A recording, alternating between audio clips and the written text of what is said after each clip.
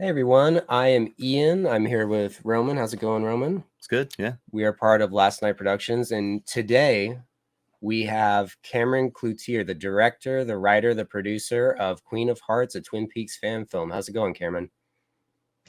Doing well. I'm actually the co-producer because Madison. Oh, that's right. That's right.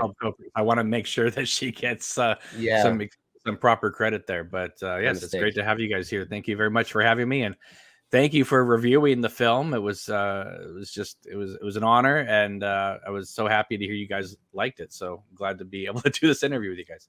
Yeah, no, we had a great time watching it. I want to, we haven't seen the whole thing together. We've only seen the acts, so we're excited to watch the whole 4-hour cut. Mm-hmm. Well, you've seen the film.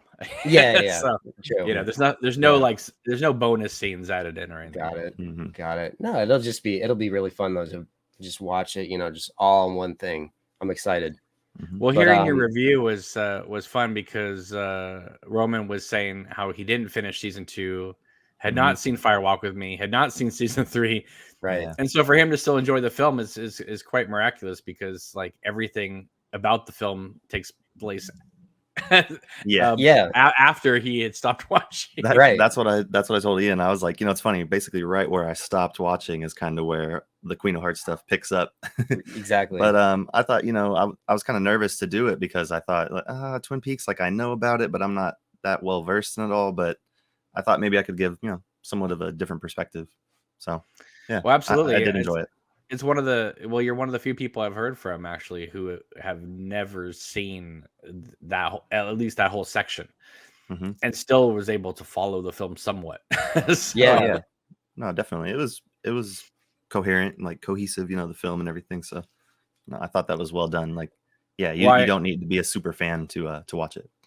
Well, I enjoy listening to Ian trying to describe to you the ending of the film because a lot of people, that's to describe the ending of season 3 is that's a Herculean task. I hope I at least was somewhat coherent with that. I mean, I don't know. I hope I did my best. Yeah, it made sense to me. Okay, that's good.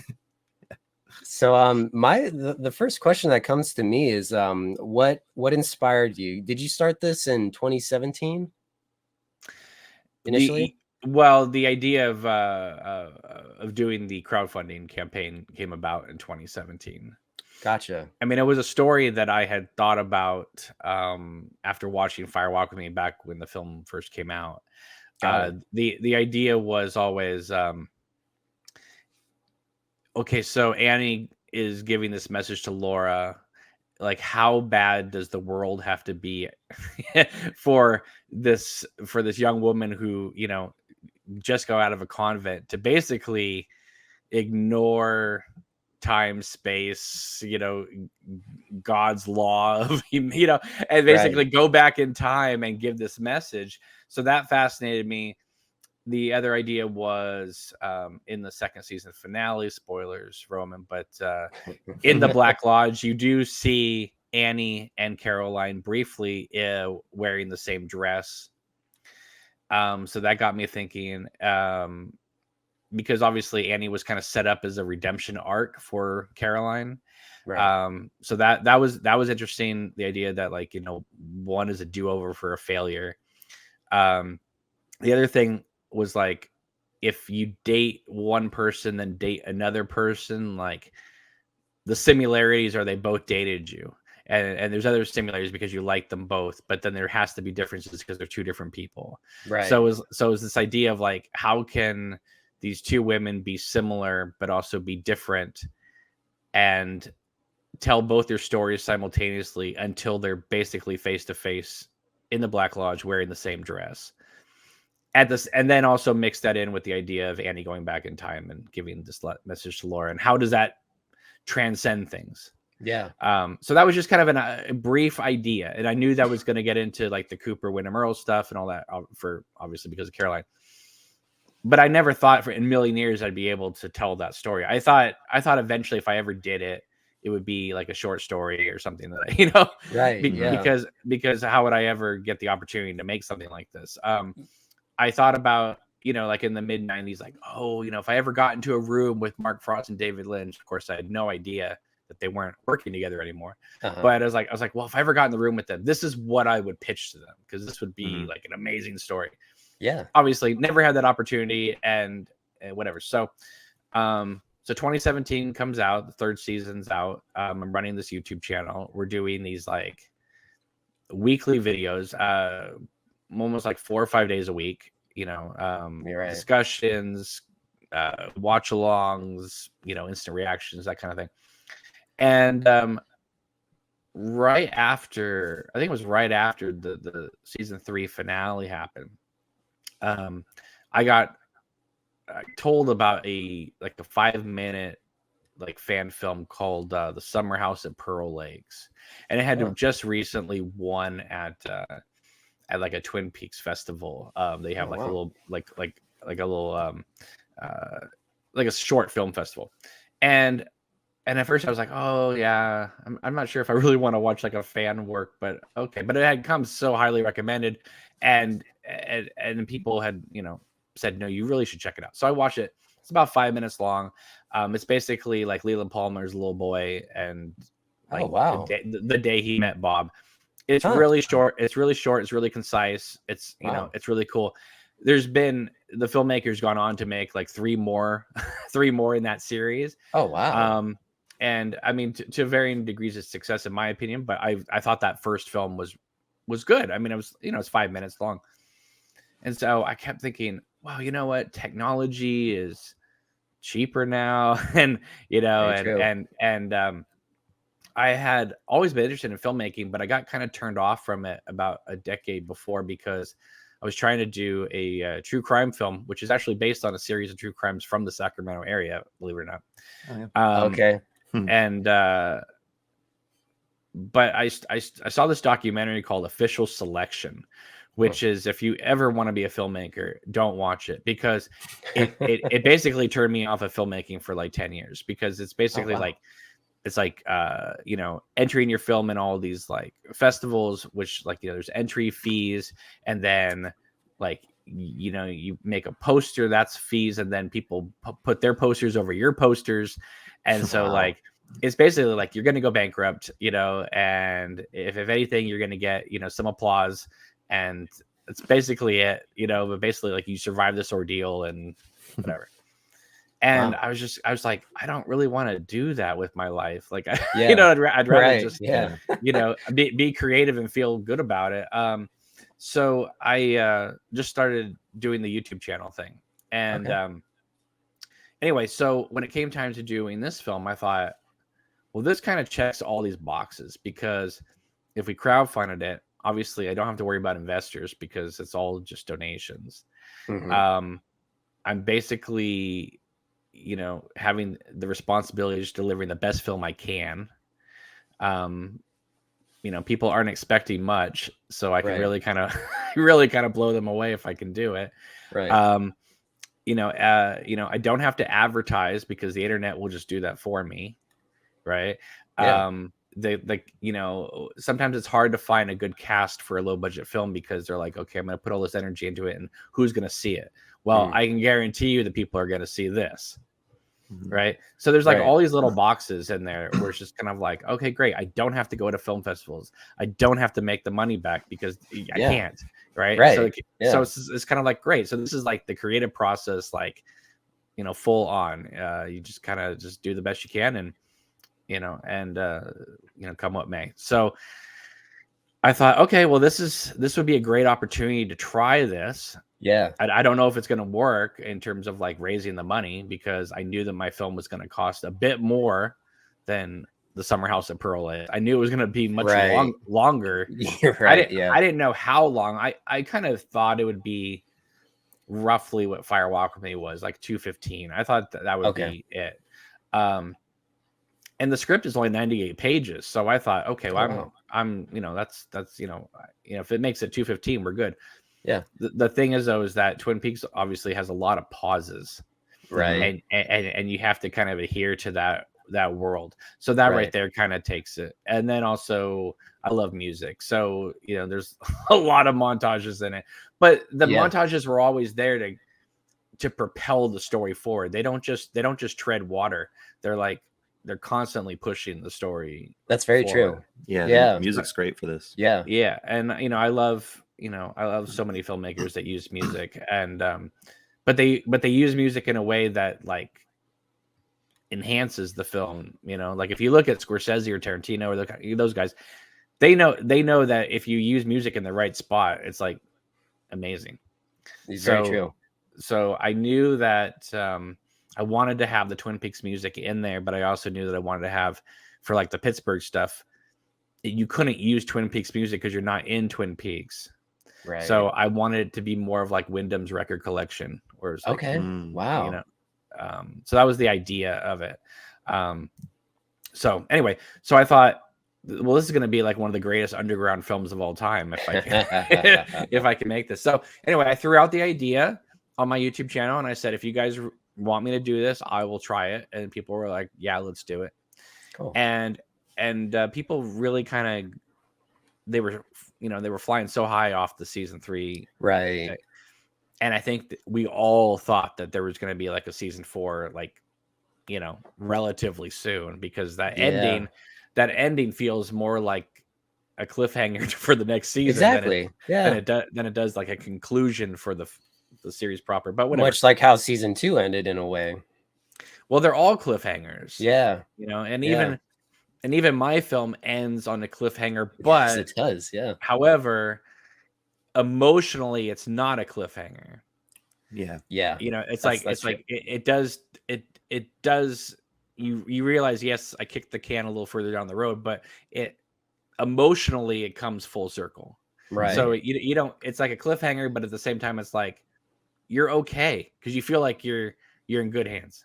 Right. Like you guys talked about it on your Act 5 review, saying I feel like the ending is kind of hopeful, and it's like, well, yeah, because with the exception of a few things in David Lynch's world or filmmaking, almost every film of his has a happy ending. Almost every one of them. Yeah. Eraserhead, Elephant Man, Dune, Blue Velvet, Wild at Heart. I mean, he has Sailor and Lula get back together. When the book didn't. Right. Yeah. The only ones, a Straight Story, obviously. I mean, the only ones that don't are maybe the Lost Highway. Well, it's the LA trilogy, the Lost Highway, Mulholland Drive, Inland Empire, and you could even argue Inland Empire might be a happy ending with them dancing around with that monkey and stuff, right? So that's true. So I mean, the bulk of his work has a happy ending, or at least a bittersweet ending, right? So that's why I was kind of shocked that season 3 ended the way it did, because I was like, the whole thing feels like it's going through sort of a Forrest Gump idea of like, hey, with all this darkness and corruption, evil out there, if you're just a genuinely good person, you can change the world. You can, and then the idea is like, okay, that's great, but then at the end of the day, it's still going to end in evil and darkness. It's like, well, thanks, David. It's like that's how you're going to end this whole thing, is like just leave us in complete darkness like that, right? Yeah. And so that's why I always felt like, nah, there's more. There's got to be more coming, right? And then we didn't get more, but so far at least, But we got Mark Frost books, and so anyway, I thought, what I'm going to do is I want to make this film, but I need to wait until Mark Frost's book, The Final Dossier, comes out. We were talking about that before we started. Yeah. Because I was like, I need to know what he's going to do with Annie to know if my story will fit. Because one of the things you guys brought up, which I was glad you guys did, is this doesn't negate anything in the series or the books. Okay.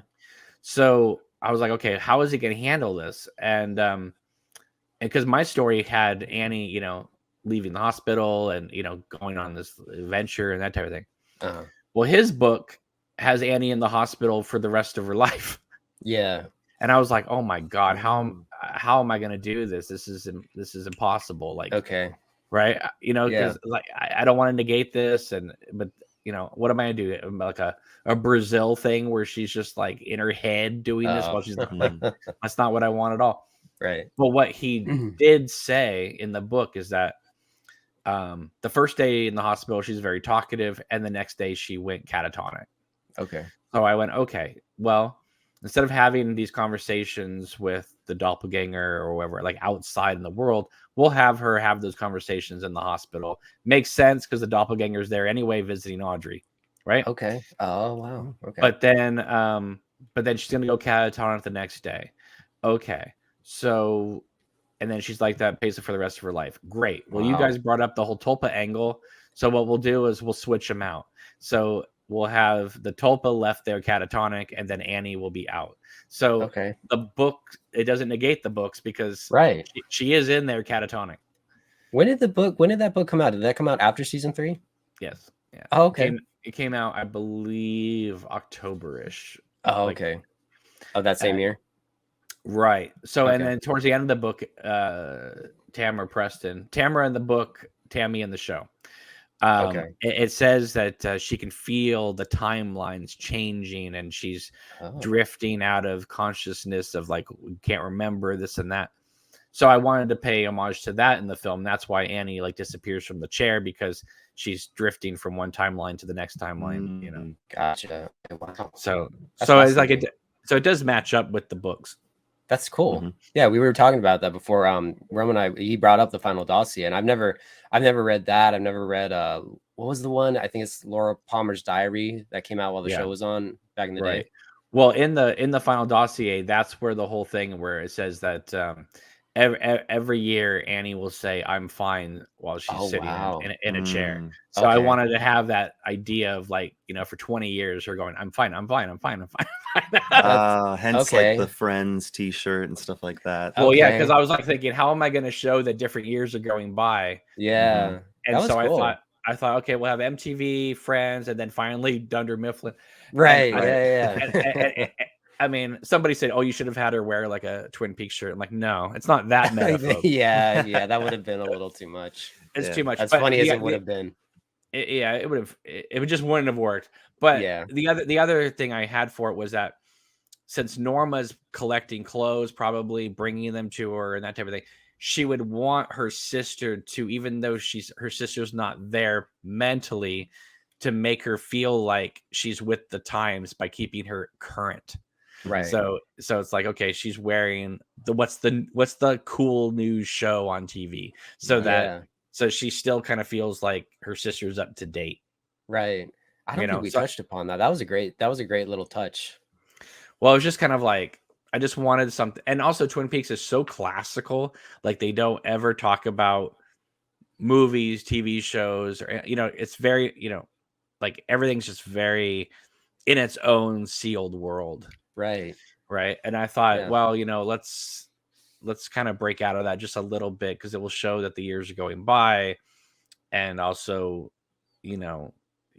just she's not really, I mean, she might not even, she's like in a neighboring town from Twin Peaks anyway, so Right. it's like, okay, we broke it out of the world, so we can reference the world. Yeah. Yeah.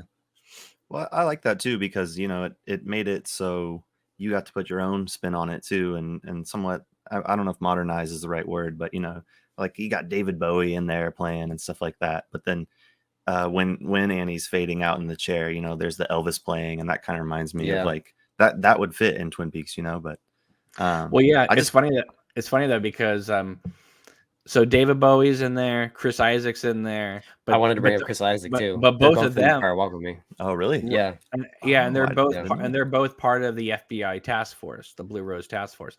So Right. I wanted to acknowledge their presence without them being in it. Yeah. So it's like you still have like the whole Blue Rose thing.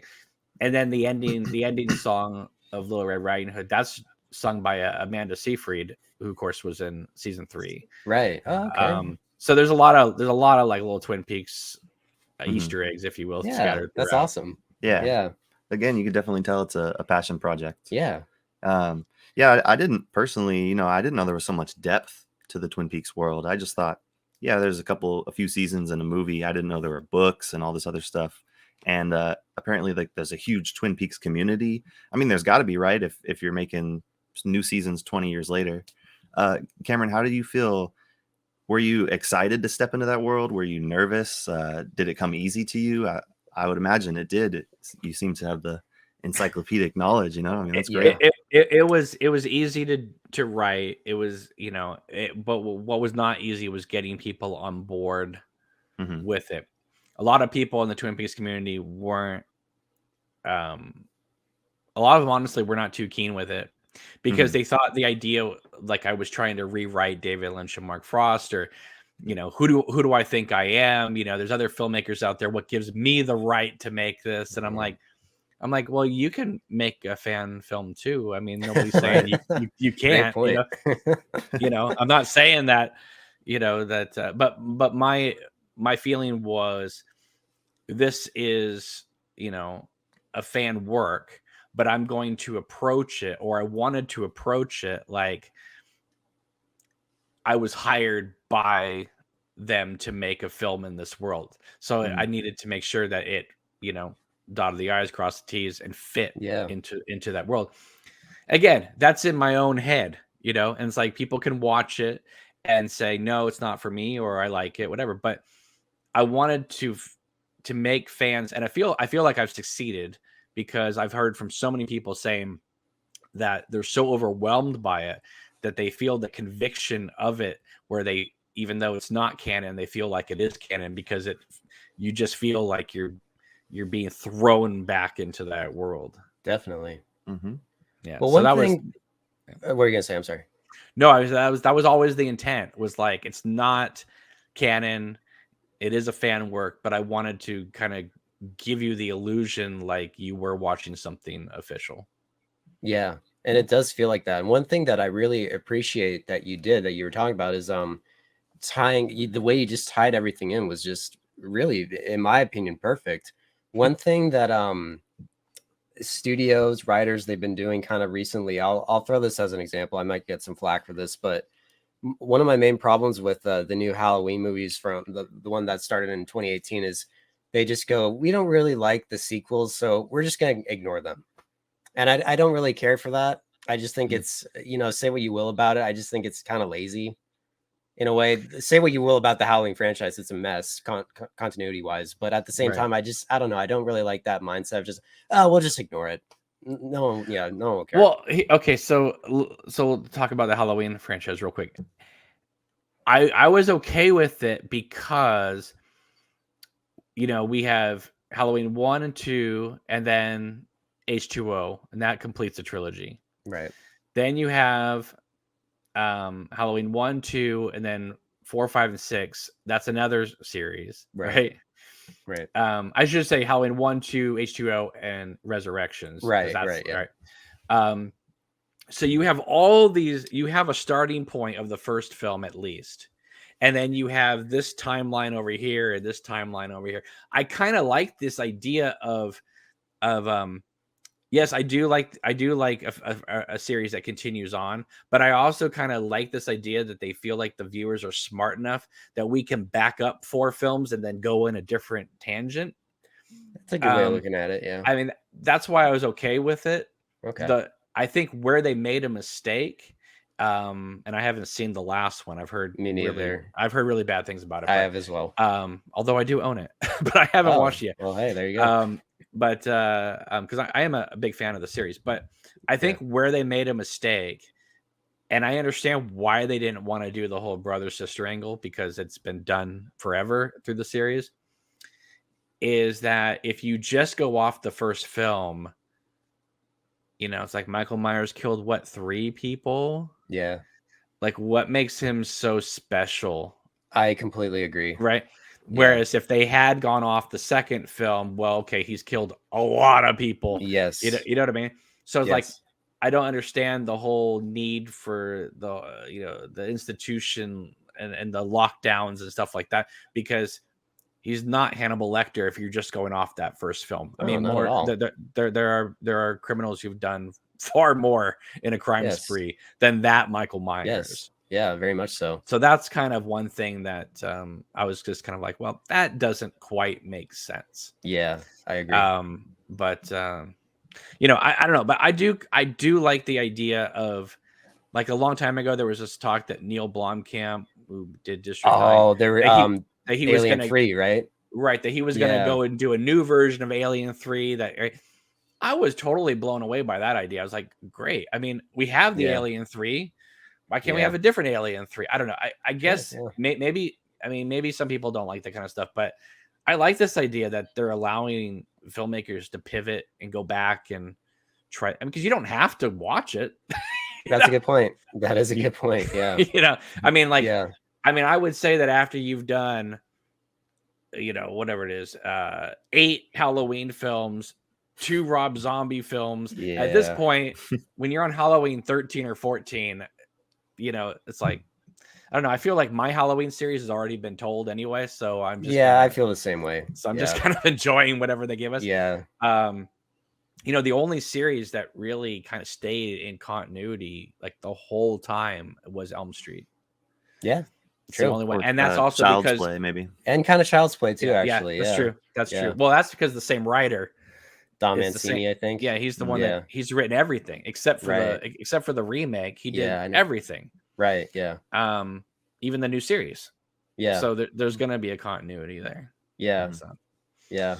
But anyway, so I yeah. mean, like, so I understand your point. I totally Yeah. understand your point, but I also love this idea of like, cool. That means that we don't have to go off awful ideas that other people have said. Right. Maybe we can back up a couple films and go this way. Did you and- ever consider that when you were writing Queen of Hearts? Just like, should I ignore this? Should I ignore that? I mean, the thing is that my initial story obviously had none of season 3 in it. Right. Yeah. I never really had an ending for it. I guess I just Right. assumed it was going to end after she gave the message to Laura. Right. But then when she got into the season 3 stuff and the books and stuff, I was like, well, I really want to acknowledge that. And I really want to acknowledge the missing pieces scene of like her in the hospital with the nurse stealing the ring. Right. Yeah. And that type of thing. So I wanted to fit like all that in. But at the same time, I was like, okay, where am I going to end this now? If I'm Right. going to apply all this other stuff. And at first I thought, okay, I'll have her outside Norma's house standing and she'll hear Laura or Carrie scream and the lights will go out. And then I thought, okay, great. Then she'll like, kind of realize internally that like that, that a plan was set and that whatever's happening is happening. She trusts it and she's just going to go inside the house. And that would be the end of the film. I thought, okay, Gotcha. it's kind of anticlimactic, but it kind of ends where season 3 ended. Right. Right. Yeah. And then I was like, I think I thought about that for about 20 minutes. And then I was like, who am I kidding? I mean, she's visited Laura in the past. She's visited Cooper in the past. This is the one moment where all 3 could be together in the same frame. Yeah. Yeah. And so I thought, no, what we're going to do is we're going to have her turn back to the house and then realize, no, I'm going to go. And that would allow us to do kind of a complete walk through the town of Twin Peaks in the dark. Mm-hmm. And kind of like resituate ourselves with the world and then end it with all 3 of them together in the same frame. And I thought, oh my God, it's like, is this Batman, Superman, Wonder Woman moment? It's like, yeah. I thought, okay, we're getting into kind of maybe superhero territory at this moment, but I'm like, that's where we're heading anyway. I mean, if you think about it in terms of It like, works, man. Freddie had the green glove fighting Bob. And it's like, we're heading that way. So Yeah. I thought, and then I was like, okay, we're going to have all 3 of them together. What's going to happen? Well, they just dealt with Alice at the house and that type of thing. So we can have that happen. But I was like, you know what? What I should do is take the film so crazy, almost to the point where we're going to jump the shark.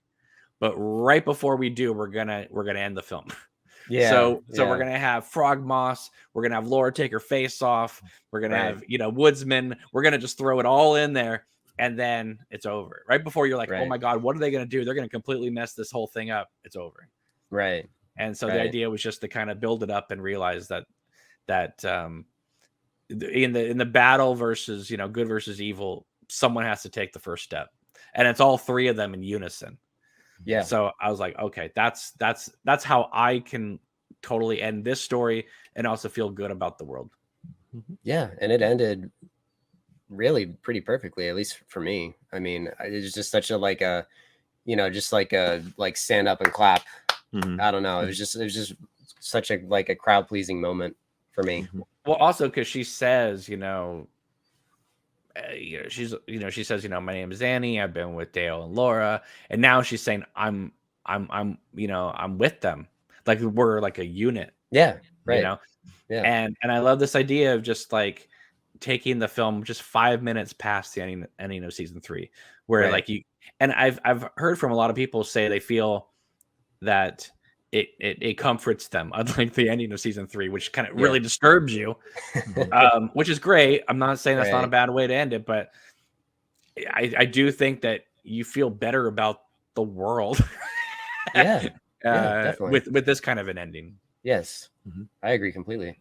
You know, So as much as I like Twin Peaks, there's still a lot that Roman was kind of touched upon. There's just so much there that I still don't know a lot about it. So did David Lynch have anything to do with creating the character of Annie?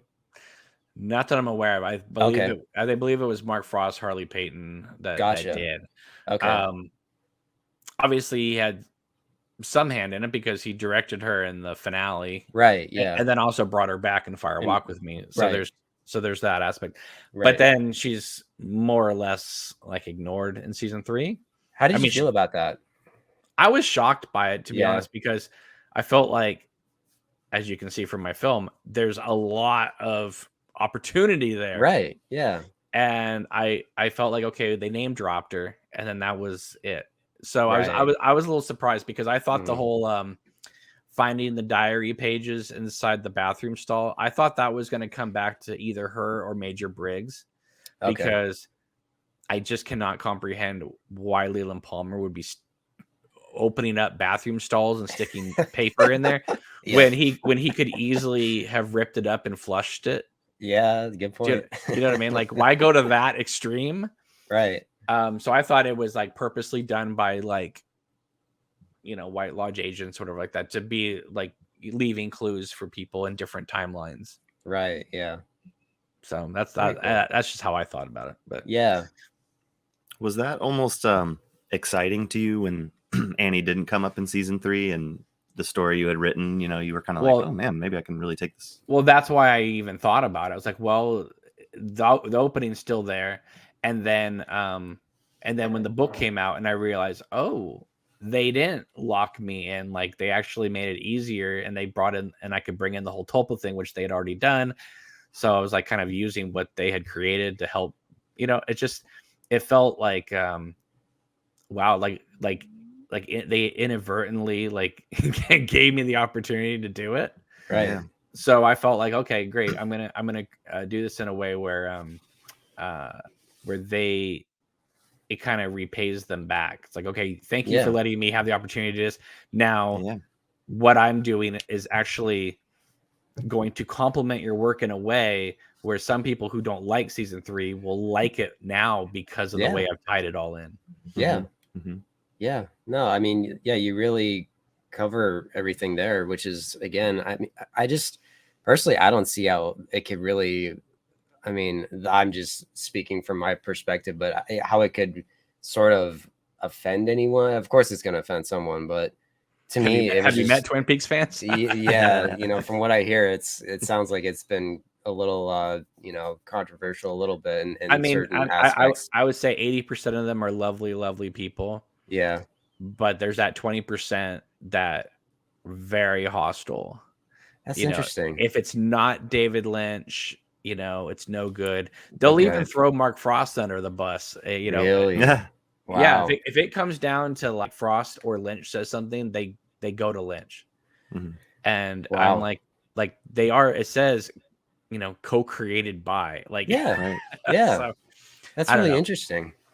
Were you when you handled casting, was that kind of in the back of your mind that you're taking these iconic characters but it's going to be different actors now, a different Dale, a different Major Briggs?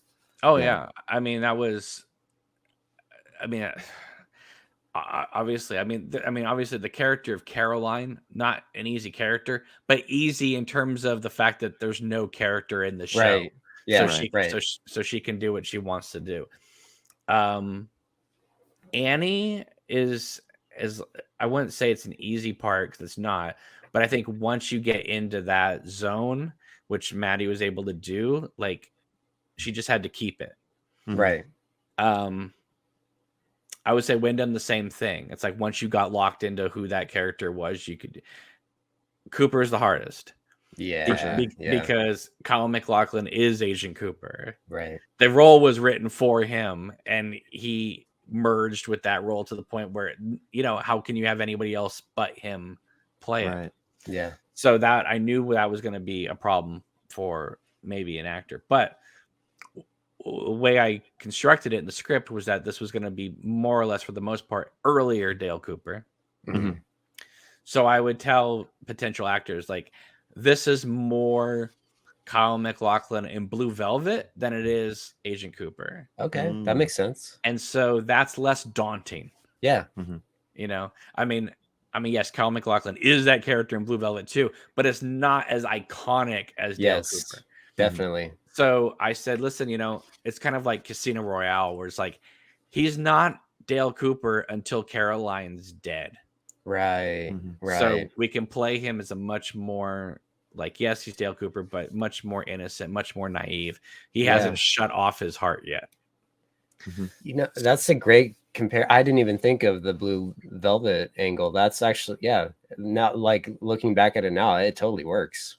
And that's why Cooper's hair actually is patterned after Jeffrey in Blue Velvet than it is in Dale Cooper.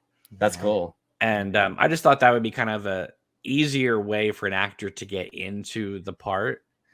Obviously, there are those Dale Cooper moments, like the diner scene or the ending of season 3, but those scenes, very important, are not the bulk of the whole thing.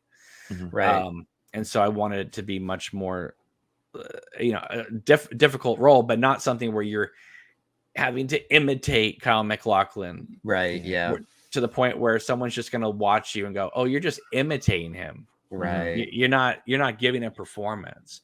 Right. But there's times where, like, Nico's like walking to the front door to knock on the door, and Caroline answers, and it's like it's completely Kyle's walk. Yeah. Yeah. Yeah. So were Madison and Nico, this might be a silly question, were they fans at all of Twin Peaks? Or were they, they'd never seen it? Oh, wow. That's amazing. Never seen. So Maddie came on board originally as a producer of the film. We had a different Annie. We had our third Annie. Oh, wow. We went through. So Maddie was our fourth Annie. Oh, wow. And the third Annie ended up not working out. And we were actually on location when we realized it wasn't going to work out. And then, and then Maddie was like, "Well, I could do it." I knew Maddie was an actress, and I was like, "Okay." I mean, and but like I say this a lot, but it's true. She usually, a lot of times she had her hair back braided or wearing glasses, whatever that.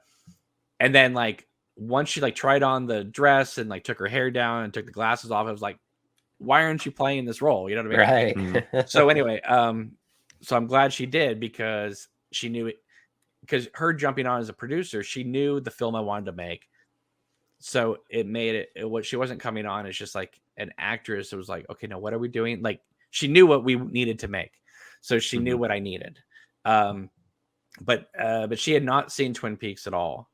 Wow. So what happened is that I told her, I said, seasons 1 and 2 were on Netflix.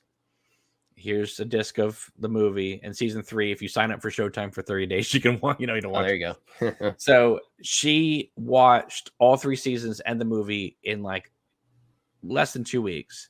Wow. And then she read the script, because she's like, I want to make sure I understand what the hell you're talking about. Right. Yeah. So she committed to watching the whole show. And her family is a lot. They live up in the Seattle area, so she knew a lot of those areas. She's like, I know this area, right? That's cool. So, anyway, so she watched the show and then read the script and was like, "Oh my god, like, we have to make this." Right? And then Nico had not seen it, so he only saw 2 seasons, and then he saw Firewalk with Me.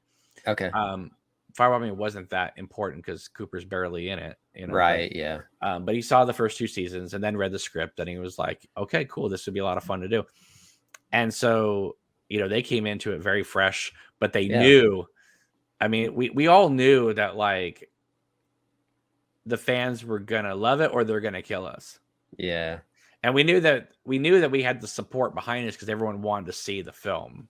Right. Mhm. Yeah. But they wanted to see it to either see us succeed or us fall on our face. I think, Yeah. The- That's lame. there was that. But anyway, so we were really determined to make the best film we could because we knew that everyone was either going to be wanting us to succeed or everyone was going to be wanting us to fail.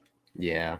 And so we really just threw everything ourselves into it, and It off we turned out went. to the latter. It was, in my eyes, it's a great success.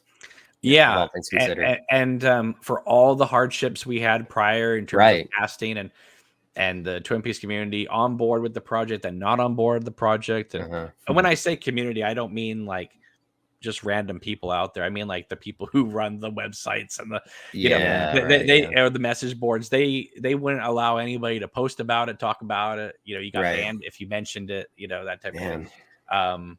Yes, it's it's either Lynch or the highway. For a lot of these people. Yeah, so, crazy. Anyway, but the reason why I can't be upset about at the time, I was very upset because I felt like, well, you guys just completely set me up. You guys, like you guys said, make the film, and then I go to make the film, and then you guys turn on it. Yeah, that's lame. But it's hard for me to be upset about it now because I feel like everything worked out. I feel like the right people got cast because if I had made the film earlier, then before, like because there was a few stop starts where it's like okay, we might go this direction, and then that didn't work out, But if I'd gone in those directions, Maddie and Nico wouldn't have been in the film; it would have been other people, right? And I would want to trade that for the world because I think they're perfect in this film. So I agree. Yeah, me too. Yeah, definitely. I mean, Maddie to me is Annie Blackburn. I mean, she just, and in fact, I haven't done the math on it, but I think she's been on screen as the character longer than Heather Graham. I could see that. Yeah, I could see that. Mm-hmm. Yeah, definitely. So was this shot predominantly in 2018? 2019. Oh, okay.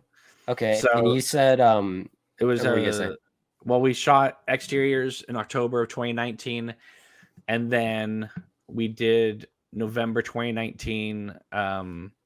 We started with Cooper Caroline stuff on weekends, and then we went till around early December, and then we paused for a few weeks for Christmas and that type of thing, and then came back around New Year's, and then did every weekend until March 2020 when we had to shut down for the pandemic.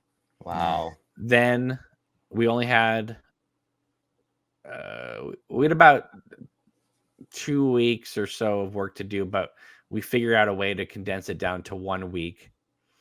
We had to cut out some things. Obviously, we lost locations anyway, so we had to cut some stuff anyway. But we were able to know that was happening, so we were able to like make sure there weren't like little gaps and stuff like that, Right. And then it was all a matter of like, well, when are we going to shoot this? Because we're on lockdown. How can we do this? And people were moving and leaving and that type of thing. Yeah. So, but California opened up for like a couple weeks at the end of June. That's right. And we just plunged in there and shot everything we could for that week. That's cool. And then we were done. And then so we basically lost about 10% of the script because of the pandemic. But at the same time, though, it's like the way we covered it up is it's like I'm totally fine with it. I don't miss it. That's good. Mm-hmm. I'm glad that's the way you feel because I mean talk about a setback. Oh yeah. Well, that's the thing. It's like if we had not cut back in December, if we had just shot through December, we would have probably shot the whole thing.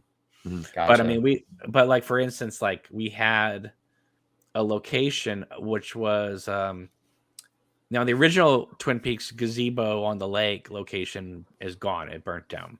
Oh, okay. But we did find this beautiful gazebo on a lake. And that's where we were going to shoot the whole ending, and it was going to be very picturesque and beautiful. But we couldn't travel, and we lost the location because of the pandemic. Oh man! So I have a gazebo in my hometown, and so we just went down there and shot it on there, and that's why that ending scene is basically them just sitting on the steps with close-ups. Right. Yeah. And we couldn't do like picturesque stuff because it wasn't near a lake. You know what I mean? Yeah. Yeah. And so we just had to kind of mix match kind of low budget tricks and that type of thing. But like if we had shot the real location, they've been able to walk around and and Yeah. it would have been a lot more visually dynamic. But at the same time, though, no one seems to really care because everyone's more interested in what they're saying.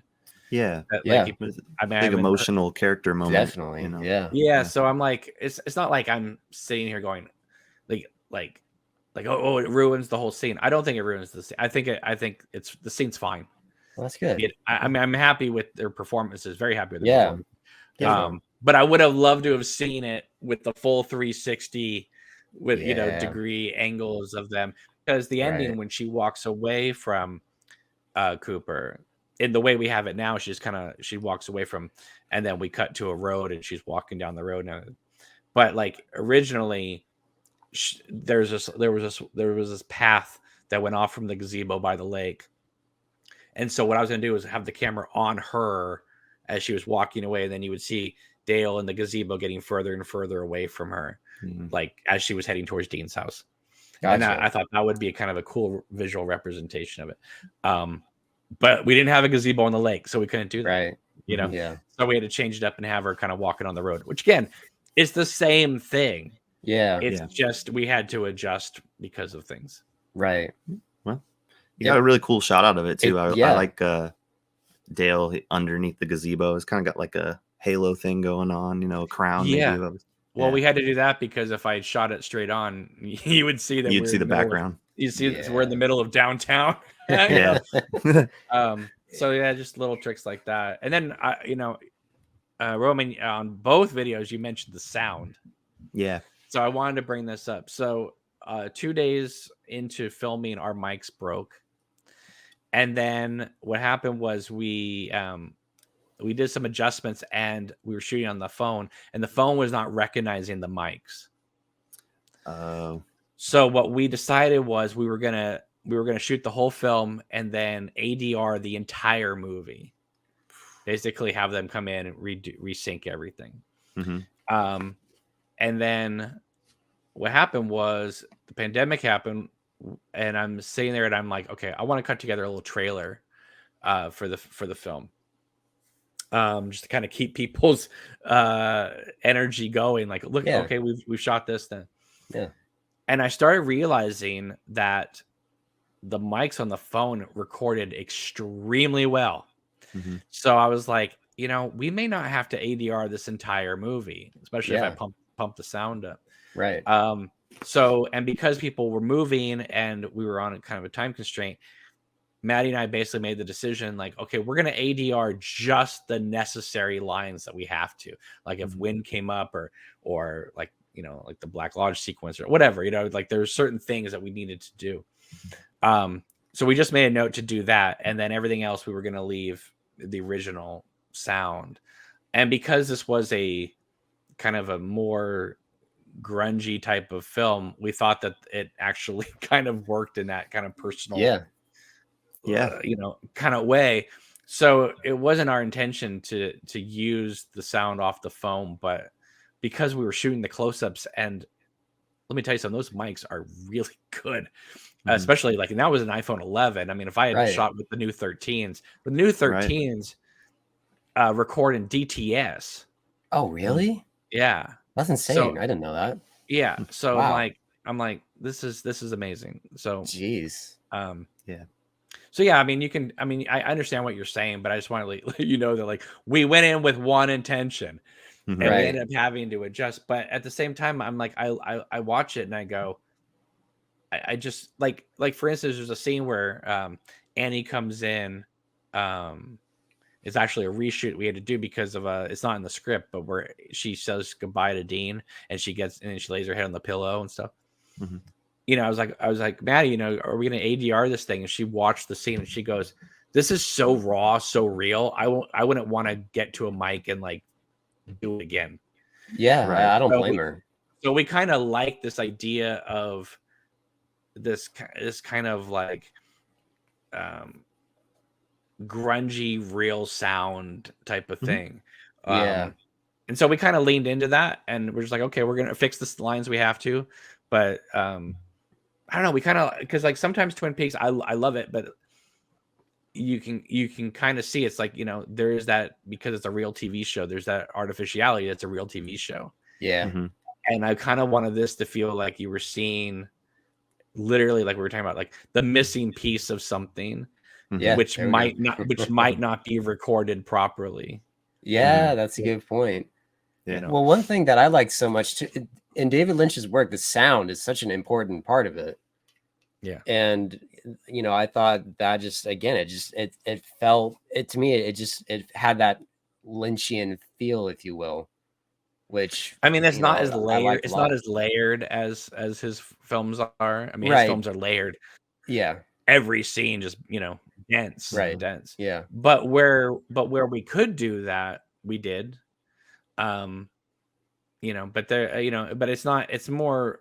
I would say my film is more dialogue driven than his films Yeah. are. Yeah. Yeah. But at the same time, though, if you watch the original Twin Peaks pilot, that's very dialogue driven too. That's a good point. Yeah. Blue That's a very Velvet's good very point. dialogue. There's a lot of Right. his work used to be more dialogue driven than what it has become. Very true. Yeah. Which is not a knock on the newer stuff. I'm just saying that's just Right, an yeah. observation. Yeah. Yeah. Yeah. You It's true. He definitely has evolved into what he's made now. That is, yeah, for sure. Yeah. Yeah. I mean, it's not Very knocking cool. one or the other. It's just No. Which is different. Yeah. No, I thought with the sound, like by the end of the first act, I had adjusted to it just fine. Yeah. Like maybe at first I was kind of just like, oh, this is strange. But the thing about ADR too is I'm sure it's hard to recapture that emotion and stuff that you can get. So it's like you said, it's more raw and original and true to what it is. I will say though, the people who had to do the ADR, I mean, they did it great, because most people don't even tell that they did ADR. I couldn't. Yeah. I couldn't tell you Yeah. what's what. How much would you say the movie is ADR'd? Probably 200 lines. Really? Yeah. Wow. So, Damn. I mean, not the whole film, but there was Right. a chunk. Wow. You I know? wouldn't have guessed that. Yeah. So it's Wow. yeah, so it worked out. Yeah. Yeah. Very much so. Would you say, sound editing, just editing in general, was that kind of the biggest a bottleneck for production for this whole thing? I mean, I know you had the challenges, of course, with the pandemic and everything, but after everything was filmed, was that kind of the hardest part? That's what I would imagine. I love it. I love editing, Mm-hmm. but editing is very time consuming. And and you want to get lost into it, which means like you want to be able to spend 14-hour days doing it. Yeah. But I have a little kid, and that's an impossibility. Right. So I basically had to say, okay, I can edit 6-hour days, you know what I mean, in the afternoons. And because it was the pandemic, I had that time to be able to work on it. Yeah. But I mean, we shot over 100 hours of footage. Wow. So there was a lot to go through. A lot of takes of things, and so it was like trying to find the best moments and the best line readings, and but so it's very time consuming. It took about, I don't know, probably about 5 months to have a rough cut of it. Okay. But then it took a year, about 10 months to do the sound. And that was bringing people in to do the ADR and all that kind of stuff. So, and then we had the effects to do too. Right. Yeah. And there was a lot of effects, and there was, but there was a lot of effects in the last 2 hours or the last 2 acts. Mm-hmm. So, we were always going to release this as one film. That was always the intent. And, but we did have conversations about like, well, if we release it as one film, people are going to watch it and be like, okay, I like it, or I don't like it, whatever. And then they're going to be off to, do whatever. Mm-hmm. And because the effects were taking a while, I was thinking, well, can we split this up, and initially at least, And one of the conversations I had with Maddie a few times was, well, I don't know if the film's going to work if we cut it up, because the whole film keeps building, and like, we don't want to suck the energy out, where you have to restart it and stuff like that. But I thought, well, if we can split it up into 5 acts, which is like in a traditional play structure, then that would give us time to kind of cement each act with the effects and whatever, so that we don't have to have it all done right now. Right. Yeah. Because I didn't want to postpone the film again. Yeah. And say, okay, because otherwise the film would be coming out now. Right. Mhm. Yeah. Right. So I was like, listen, we have a couple effects to do in the first 2 hours, and then basically the first 2 hours are done. Mhm. And so I kind of came up with the idea of like stopping it after the doppelganger encounter. Get thee to a nunnery. Yeah, then the tulpa being introduced, then when Annie's about to go into the lodge, and then after she meets Senorita Dido and Freddy in the White Lodge. And I thought, well, those are good little cliffhanger little moments where we can, do it. And so at first the people on the Facebook page were not too happy with that. They're like, no, we want to see the whole movie. Oh, wow. So I was like, okay. So we kind of thought about it, and I was like, okay, you know what? I want to say, even if we were just release Act 1 in 2021, I want to be able to just say Act 1 is out. Mhm. Yeah. So we did that. Turned out really well. People really liked it. So before New Year's, we were able to release Acts 2 and 3.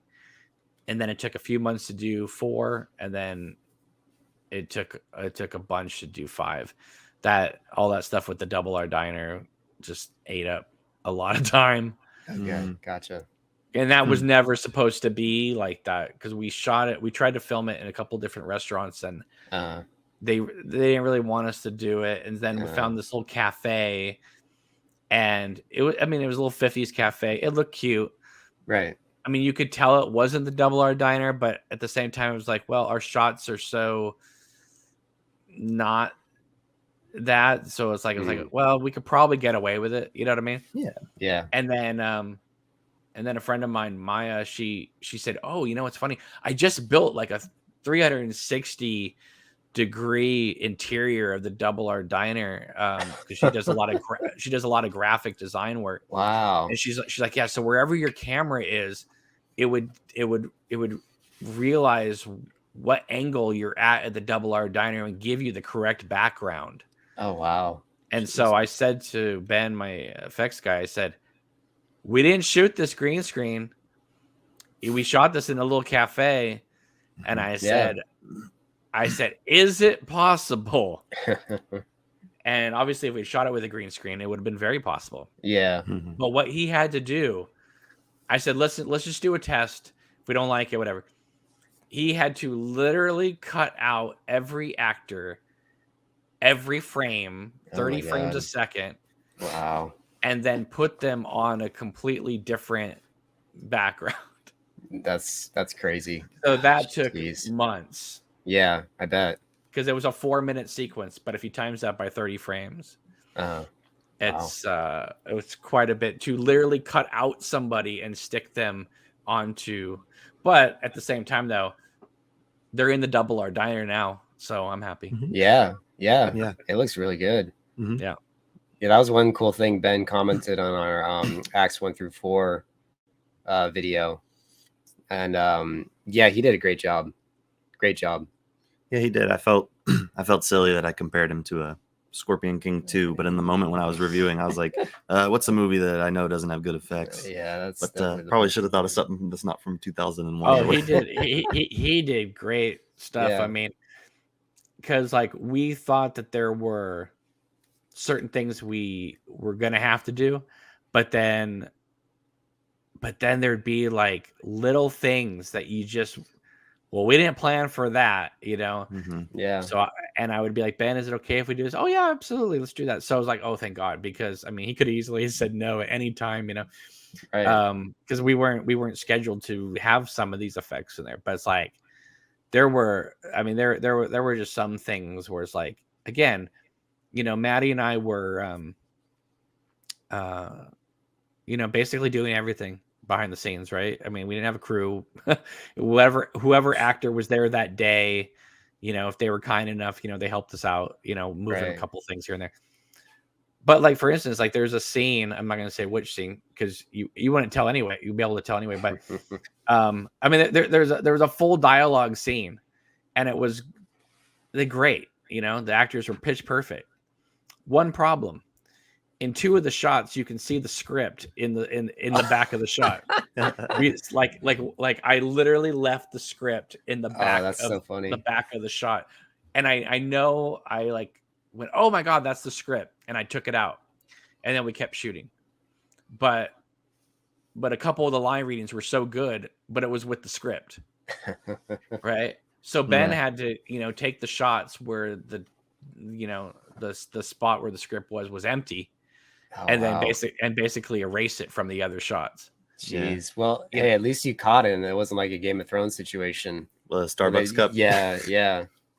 Oh no, there's just a few things like that where it's like, like a Game of Thrones thing. We had like a water bottle in the background, or something. Okay. So it was like, so we had. I didn't notice. No.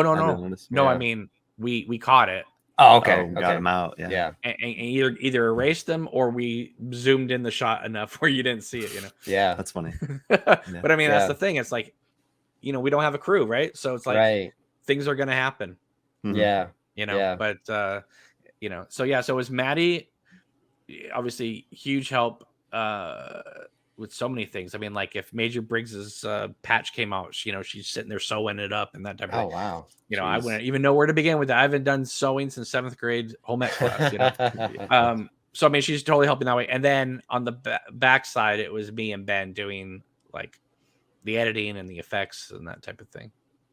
Very cool. I want to ask for the effect for the Black Lodge, was that were there just frames of black kind of added in between? Is that how you guys did that? Or I really like that, the kind of like skipping effect almost when they're in the Black Lodge, and it looks like it's strobing a little bit. Yeah. How did you guys go about that? Well, so Maddie and I were we were trying to figure out like where are we gonna do this space, because one thing that I've always noticed when people do these Black Lodge recreations for either a photo shoot or a video or whatever, they always find some like corner of a room and then like they kind of set it up that way. So it's very small. We really wanted depth. So like when they're in the hallways, you can see that they're, because one thing in the show is you can tell that like it's long. Yeah. And so we talked to one place about, it would have been really cool because we would have been able to follow Annie walking down the hallway, open the drapes, and in one shot move with her into the main room. And like it would be very much like a Scorsese tracking shot, like through the Black Lodge. Yeah, right. And we were like, really, that'd be really cool. Unfortunately, we didn't get that space. We found another space. And so we had to do basically what the show does, which is like when they go into another room, you cut and, that type of thing. Yeah. But we were trying to find the drapes. I mean, we're like, how hard is it to find red velvet drapes? Every theater house in the world has red velvet drapes. Right. Yeah. We couldn't find them at all. And but we did find a space where we had long black gray velvet drapes. So basically we Ben color corrected every single one of those to be red velvet. That's amazing. Yeah, I had no idea. That's great. That's amazing. But I mean, because I said, can we change the color? He goes, absolutely, we can change the color. Because if you're shooting digital, which is what we're shooting it on, anything can be an effect shot. Right. So basically, he just color corrected all the drapes. I mean, they were velvet. He just changed the color to red, and he made it crimson red, so it was very vibrant. And then we shot it all for real, and then because of the color correction, and Maddie has very light blondish hair, that sometimes some of the red would go on the top of her head. Oh yeah, through the strands, you would, to color correct it, her hair would become sort of red. Oh Yeah. wow. So in order Jeez. so we had certain moments where it was gonna have strobes, but we ended up having to do a bit more strobes than we were planning to cover up the red of her head. Oh, Gotcha. that's insane. So Jeez. again, it was like, there's things like that where you go, how much is David Lynch consciously doing, and how much is it the weirdness coming in because you can do it and you have to cover up things, Right. Yeah. Yeah. And That- and again, so we managed to figure out, like, okay, this section will be strobed, this part won't be strobed, when originally it was supposed to be like, a little bit here, a little bit there. We ended up having to do like little sections just because of the strands. Otherwise it would look like, that she was blending into the curtains. And Right. Yeah. we're like, listen, we'll risk a complaint once in a while saying too much strobe. Then why is her hair the same color as the curtains? Yeah. I thought it was a good amount of strobe too. I thought it was too. Yeah, it kinda We've sets had the two. mood. We've had two people complain about having near seizures. So Yeah, well, I mean, if Metallica can get away with it, I don't see why you can't. So, well, my feeling is like, if you're, Twin Peaks never officially said, if you have seizures, don't watch the Black Lodge sequences. true. So, I felt like it kind of goes with the territory. Yeah, You definitely. I'm not trying to make people pass No, out. Of course not. Yeah. No, it's just it again. It just fits the, what do you call it, aesthetic. Yeah, but like, but now with the drapes and the like crimson red, it's like so vibrant. Yeah, Yeah, definitely. Yeah. that was awesome. Yeah. So that if you see the scenes like by themselves, it's just Maddie walking in, the Black Lodge with gray and black drapes everywhere, Yeah. But one thing I wanted to give you praise for, and the whole production team as well, was the costumes, just how accurate they were to what Annie wore. Even her suitcase, I want to say, her suitcase looks damn near exactly like what she has in the show. it is the exact. Well, it's not the exact. It's the exact brand. It's an Argentinian suitcase from the 1940s. How'd you find that? It's eBay, Etsy. Okay. That's amazing. And again, I had gotten the green light to do this film in 2018, and we didn't start shooting until 2019 or the fall of 2019. We had time to find stuff. Yeah. And thankfully for Cooper, Win and Merle was basically like black suit and tie. Right. Yeah. So Annie's was more of, and again, it was like she's wearing like Amish clothes or something, like, so it was, and that's just a small part of the film. I mean, the majority of the film, she's either in a hospital gown, she's in a t-shirt and sweatpants, right. And then we had the Miss Twin Peaks dress and the floral dresses that her and Caroline wear. We had those made. Okay. So we hired somebody to like sew those up. Okay, gotcha. And I thought they turned out great. And same. And they were originally made for another actor. Oh. So we're just lucky that Maddie could fit into them. Yeah. Right. Yeah. I think she had to do some like, safety pins and that type of thing. Okay. But they look great. Yeah. I mean, she's running around in that floral dress for a long time with the blood on her face. And right.